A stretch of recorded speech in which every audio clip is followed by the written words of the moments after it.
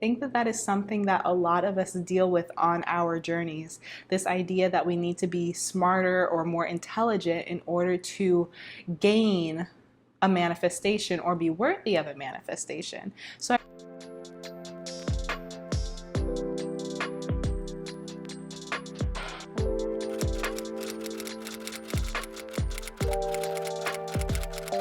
Hi guys, welcome back to my channel. My name is Dominique Davis, also known as Brown and Bendy, and here on this channel we practice flexibility of the mind, body, and spirit. If you are new, please make sure that you subscribe and click the notification bell so that you can be alerted whenever I come out with new uploads. Also, if you would like to join our community on a more intimate level, we do have a Facebook group called the Manifestation Yoga Society. I almost didn't get it out because it's not a society. The Manifestation Yoga Collective. That's what my group is called, ? But yeah, we're on Facebook. So if you would like to join us and talk a little bit more about law of attraction and manifesting on the interwebs, go ahead and click the link in the description box or just follow wherever these words take you. Okay. This video is a part 2. I did part 1 some time ago, maybe a week, maybe 2 weeks ago, whenever I post this. But part 1 was pretty much breaking down your belief system. So wait, let me back up. When I made that original video, I didn't know I was going to make it 2 parts, but I finished it and I was like, I did a really good job of explaining what a belief system is, but I didn't really explain how you now can use your belief system to manifest, because now you know what a belief system is.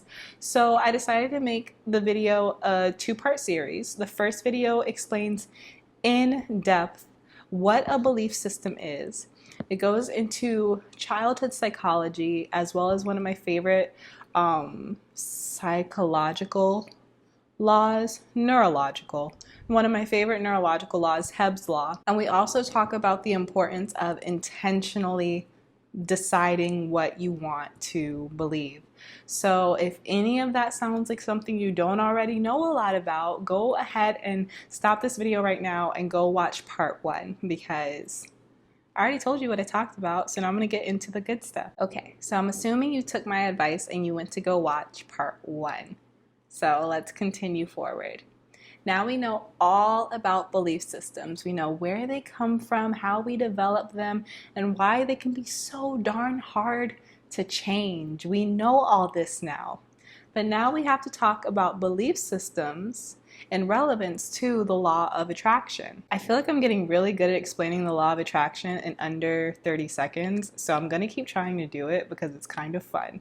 So, the law of attraction is simply this idea that the thoughts within your mind attract what you experience within your reality, the same way that our thoughts are what controls the manifestation of our body movements. So when it comes to what you happen to be attracting into your reality, the level of vibration that that specific thing that you are attracting has to do with the level of vibration of the thoughts that you mainly hold. So, belief systems. What vibration is your belief system at? I think that a lot of us are guilty at the beginning of our journeys of wanting to like skirt around this whole belief system thing. If you watch the first video, you know that your belief system is subconscious. It's your foundational perspective of how life works, okay? But at the beginning, we want to skirt around our foundational beliefs because we know that sometimes there's a lot of maintenance that needs to be done, and instead we justify skirting around our subconscious beliefs by just saying, I love myself, I believe in myself, I believe I want good things. Because I think this, I don't have to study my belief system. And I'm sorry, but that's just not true, because the belief system is an intricate web of all of our past experiences. And that complexity is parallel to the complexity of how law of attraction works in our lives. All this to simply say, you attract what you believe to be true. So yes, you can say, I believe that I'm smart, I believe that I'm attractive, I believe I deserve good things, and it can even feel good to say. But if your upbringing doesn't support these words and you haven't done the work to truly believe the words you are saying, your vibration isn't going anywhere when you say these things. Now, if you're practicing them as affirmations in order to expand your belief system and reprogram your subconscious, that's different. But if you're just saying, I think I'm a happy person, or I know I'm happy, I know I'm smart, I know I'm good, I don't have to do any maintenance, I'm just ready to manifest. If that's where you are, I would just tread very lightly, because the belief system can unlock a lot of things that we didn't even know were hidden within our own thought process. So for today's example, I would actually like to use this idea of not being smart enough, because I think that that is something that a lot of us deal with on our journeys. This idea that we need to be smarter or more intelligent in order to gain a manifestation or be worthy of a manifestation. So I really want to look at this idea of being intelligent and smart enough. And remember, I know I tend to go all over the place in these videos, so remember, the intention of this video is just to illuminate that you attract what you believe to be true. An example of attracting what you believe to be true is, let's say that you don't like to read. You think reading is boring. Your belief system is reading is boring. I know tons of people, tons. Okay, let's just be real about it, because I'm Black, so we're just going to talk about it. I know tons of Black people who believe that they don't like to read because the entirety of the books that you read when you're in elementary school are white stories. At least they were. I'm sure that things have changed in different places, but a lot of the books that you read and a lot of the literature that you're introduced to and a lot of the stories that you're told are white stories. So a lot of Black children experience one life at home, then they go to school and their teachers tell them that life is actually completely different because the people in this book live this way. So it's a very disconnecting process. So I know a lot of Black people who believe that they don't like to read simply because at a very, very young age, they weren't introduced to literature and books that reflected them and their own lifestyle. And the reason that I know this is because my mom was an elementary school teacher in New York, and I noticed how hard she worked to make sure that her students were given literature that they could relate to, that they could see themselves in, so that they could connect to it and be involved in reading. Because in elementary school, do any of us really like to read? After we understand what we're doing, yes, but at the beginning when we're sounding it out, it's stressful. So all this to say, I think that a lot of people in general have this idea that they're dumber than they are because of their experiences in elementary school. But bringing that back to the simple belief, some people say, I don't like books, or books are boring. Books are boring is in their belief system. That can be in a person's belief system. So how that manifests into reality is, every book that that person picks up, they open it, looks boring. They read the back, looks boring. A friend gives them a book to read, they try to read it, it's boring. These books may not actually be boring to another person, but to this person who has already decided within their belief system that books are boring, that's just what they believe. So every single book they come across will be boring. Now, to that individual, they may think, oh, well, if a book is good enough, I'll read it. If the book is good enough, I will read it. That might be their internal monologue, but because their belief system has determined that books are boring, they will have no interest in any book because they already believe that books are boring. The second belief that I see often is, again, the belief, I am dumb. I am not smart. If a person has the belief that I am dumb, I am not smart, what they will end up attracting are people and jobs and situations in their lives that allow them to continue to feel like they are dumb. The people in their lives will view them as dumb. Their jobs will not use them to their full potential because they can see the lack of confidence, and they can also see that that person believes that they are dumb. And of course, these people will never say to the person, you're dumb. A job will never tell the employer, you're dumb. But it's like this subconscious psychological dance that we are all doing with one another. For example, we all know in jobs, they can hire a dumb or a person that they believe to be dumb and less intelligent so that they can get more work out of that person for a lesser paycheck, lesser salary. And the other person has to have a subconscious belief that they are dumb in order to be doing so much work for so little money. So that's the way that the law of attraction works in that example. And the last example I want to use to illuminate this intelligence belief is the belief that when I'm an adult, I can no longer expand my intelligence.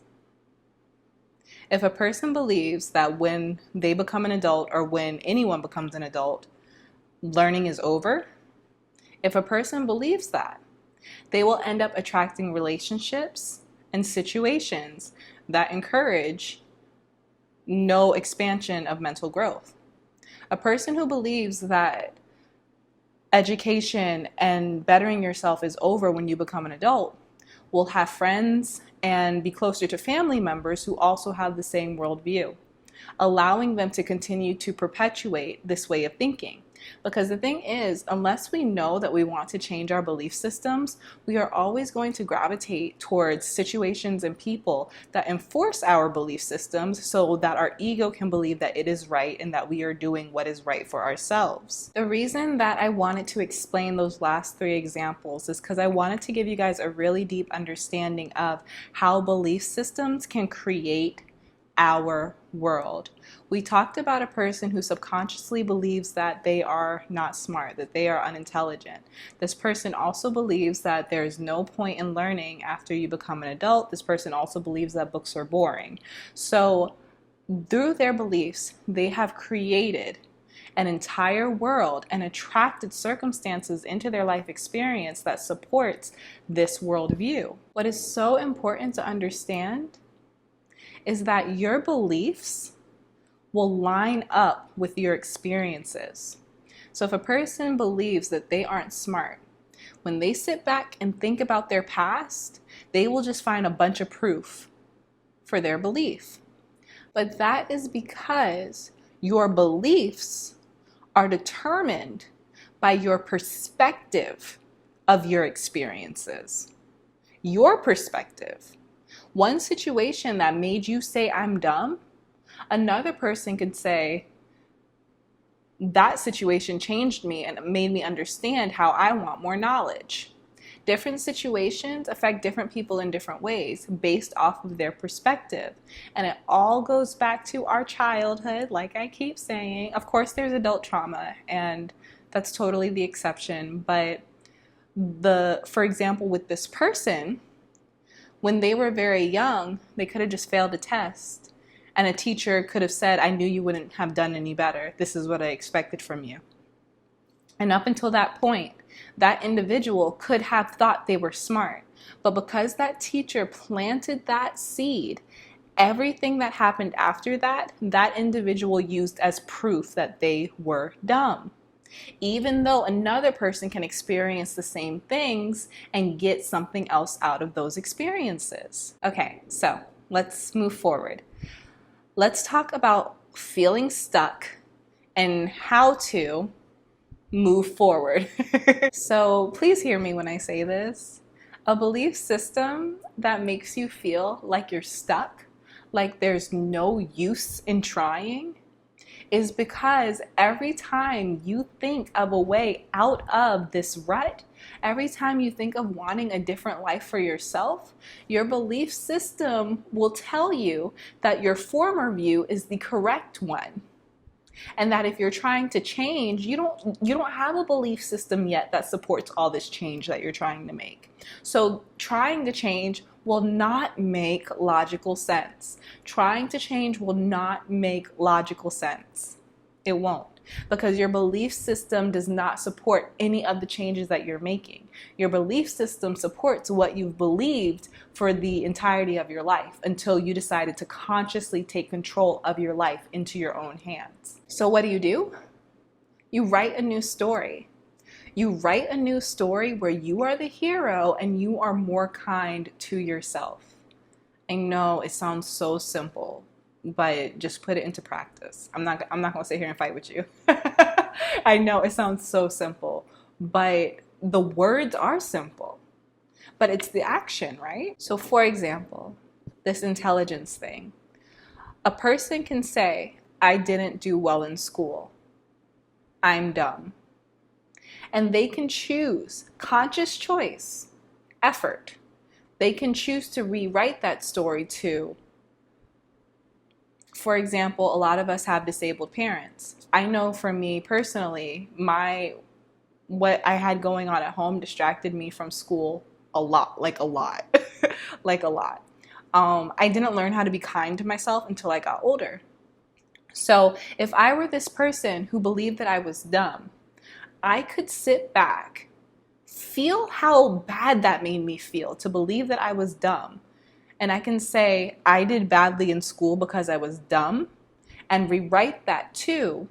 I did badly in school because I was dealing with a lot at home. We're not talking about ignoring reality. If you failed all your classes in school, that's failing all your classes. It is what it is. But what we're talking about is being as kind to ourselves as possible instead of making ourselves the villain in our own stories. So instead of saying, I didn't do well in school because I was dumb, I can say I didn't do well in school because sometimes I was overwhelmed by my home situation. And do you see how that can help a person change their perspective of themselves? And it also allows a person to understand how to be their own friend. Another example that I see a lot is, I'm dumb and others are better, or others are smarter than me, and others are better at what they do than I am. And I see a lot of comparison on YouTube, especially in the comments, in my comments and other people's comments. And it's a lot of self-deprecation, which is, again, not being your own friend. So instead of saying other people are just better at what they do than I am, maybe rewrite the story to, I just haven't found what I want to dedicate all of my energy to. Because that's really what it is. Like, we all grow up differently. Some of us from a very young age are put in front of a musical instrument and told, look, you got to learn this and you can't watch TV until you know how to play XYZ or whatever.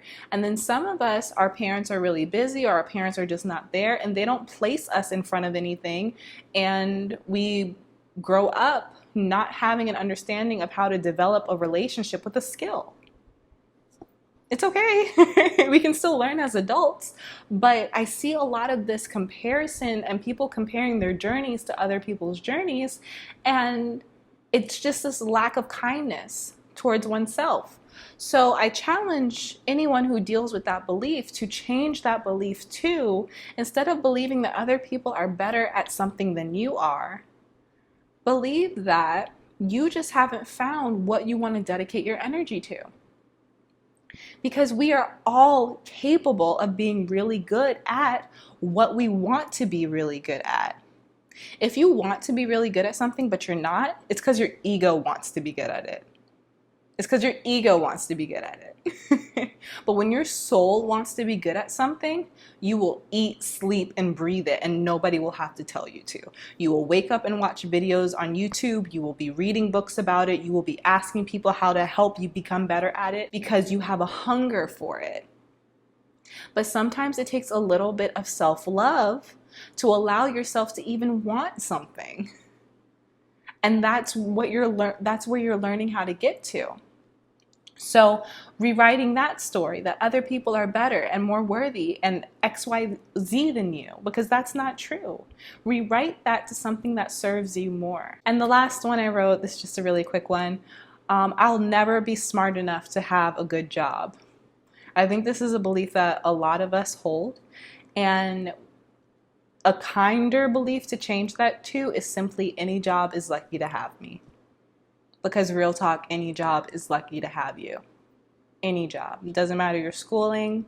It doesn't matter how much education you have. It doesn't matter your experience. You have a perspective that nobody else has. Any job is lucky to have you. It is important that as you change your belief system, you learn to recognize resistance. Let's go back to that last affirmation that I just said. Any job is lucky to have me. A lot of us will feel resistance when we say this affirmation. Any job is lucky to have me. All these thoughts start coming up about why this job is not lucky to have us, right? Why we are not worthy of that salary. So the thing about changing your belief system is that you have to learn how to recognize resistance. Resistance is not the enemy, but resistance is going to tell you what is stopping you from vibrating higher. Instead of emotionally reacting to resistance and, throwing a fit, being a victim, and just saying, well, I guess I just don't deserve the job, and then sulking, instead of doing that, listen to why your mind is telling you that you don't deserve said job. Because it takes a little bit of slowing down to be able to articulate your thoughts. But once you get to that point, you'll be able to listen to what's actually going on in your head. And I ask you, listen, why does your brain say you're not worthy of that job? Because that resistance is your answer to releasing the resistance.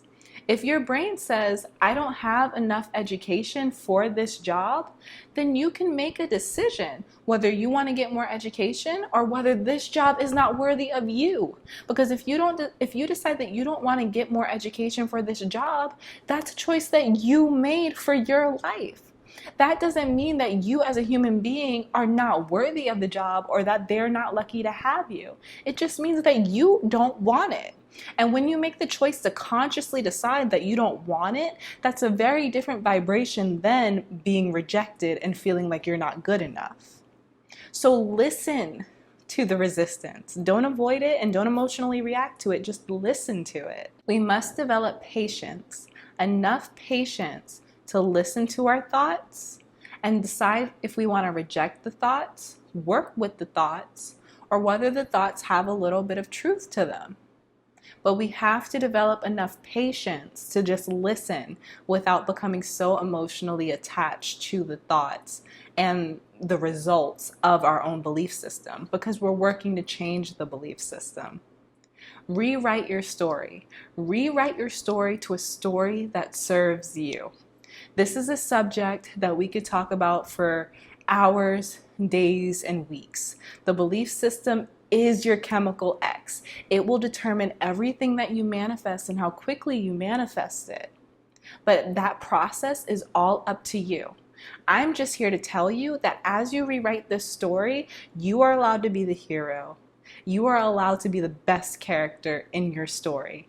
So let yourself be the best character in your story. All right, guys, I hope you liked this video because I enjoyed making it. If you did, give it a thumbs up so other people on YouTube know that it is valuable.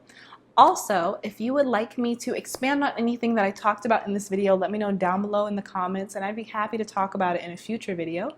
Last but not least, please make sure that you are subscribed and that you click the notification bell so that you can become a part of the Bendy Bunch and become a reality bender yourself. I love you so much. Thank you so much for watching, and I'll see you next upload. Bye.